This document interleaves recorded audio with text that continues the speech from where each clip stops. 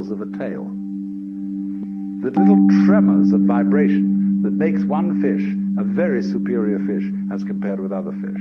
And all the other fish look at that one and say, oh my, to be like that, what a genius. To be able to do just that little extra thing, see? Because they're very sensitive. Even airplanes in formation can't begin to do what birds and fish can do in their communal swirling dances that they do. Biological existence is such that you have to kill to live.